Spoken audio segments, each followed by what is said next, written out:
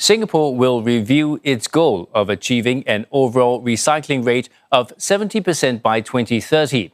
The move will take stock of progress made since the Zero Waste Masterplan was launched in 2019 and explore new ways to improve recycling outcomes.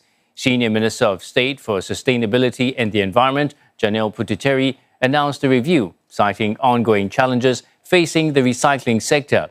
It will begin in the coming months and is expected to conclude next year. The global economics of recycling have shifted significantly. Commodity price volatility and tightening import restrictions have made recycling harder to sustain commercially, not just in Singapore, but worldwide.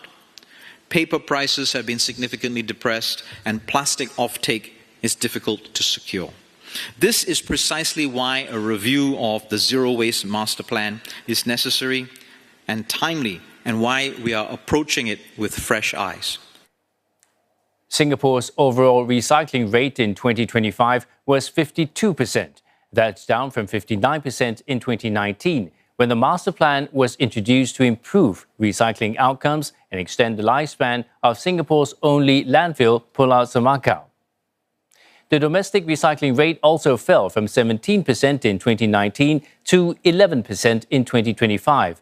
This includes waste from households, hawker centres and schools. Meanwhile, the non-domestic recycling rate fell from 73% to 67% over the same period. That's waste generated by industrial and commercial premises.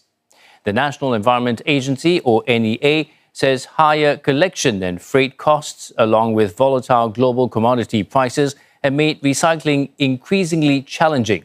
It says most of the country's recyclables are processed overseas, leaving the sector exposed to global headwinds. As Singapore looks to extend the lifespan of Pulau Semakau beyond 2035, the new research centre will focus on residuals and toxic industrial waste. The nation's first such centre will be jointly led by NEA and Nanyang Technological University. Known as Treasures, it will study ways to recover value from hard-to-recycle waste streams that would otherwise be sent to the landfill. Treasures will bring together stakeholders from research, industry and government to recover value from these waste streams. And in doing so, begin transforming Semakau landfill from a place where waste ends its journey into a hub for resource recovery. This is an ambitious vision, but it is a right one for Singapore to pursue. A key part of the Zero Waste Masterplan review will examine how Singapore can recover cleaner, less contaminated recyclables. And as CNA's Claudia Lim finds out with a recycling expert from Zero Waste SG, contamination could lead to materials not being recycled at all. This bin at Toa Payoh is filled to the brim, and Lionel and I are here to see how well residents are recycling and how much of this is actually contaminated. Let's see. Actually, the top part looks pretty okay. Okay, let's see this. And generally, it looks quite dry also. Okay. So let's see. Is there an issue if it's wet? Yeah. So if the cardboard is wet, then chances are it will still be considered as contaminated. I can see a few things now already. Okay. Okay. There's this dishwashing liquid. You see? Oh my gosh. Okay. It's dripping all over. Like that. Yeah, so you can see that the liquid is actually dripping onto all the cardboards, right? Yeah, so when this happens, when the cardboard becomes like this, right, then of course it's unknown liquid. So chances are all this will be thrown away.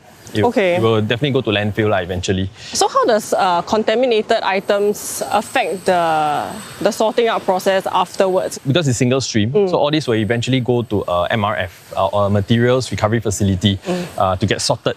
The sorting, some MRIs are a bit different from the others, but generally there is manual and there's also automated. So mixture of both for some also. When there is a lot of contaminants, what will happen is that eventually the manual guys, right, will eventually need to remove all these items and separate them from all the things that are clean. And that will eventually slow down if there's a lot of contaminants. And as you can see, if it contaminates the rest of the items that are clean, then chances are you will have a lot of items that will be thrown away. Over the next few minutes, Lionel and I also uncovered more items that did not belong in the blue bin. These included food waste and even new cables that will likely end up in the landfill. Lionel, so now that we're done with the sorting, what are some of your observations from some of the things that we found? I'm quite impressed by this bin itself because of the amount of recyclables, of clean stream recyclables we can actually sort into. But I will still say that by and large, if you look at the bin itself and at the bottom of the items, you will still see a high chance of contamination. And that's something that, in my opinion, will stay throughout the next few years. So what's the solution now? Is it more education, or what else can we do? So solution-wise, I think the most important is still education, but it cannot be done alone. It has to be implemented with proper infrastructure.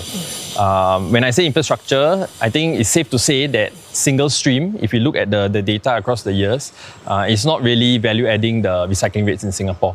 So maybe we can explore multi-stream, for example. So multi-stream recycling basically means having individual bins for different materials, like plastic, paper, metal, glass. Okay. What we see in the past few years is that one thing's for sure is that residents are ready for recycling. And they are interested in recycling. The fact that you can see so much recyclables in a blue bin shows that people want to recycle. The question is, do they know how? And is there ways to help them in the process to sort at home?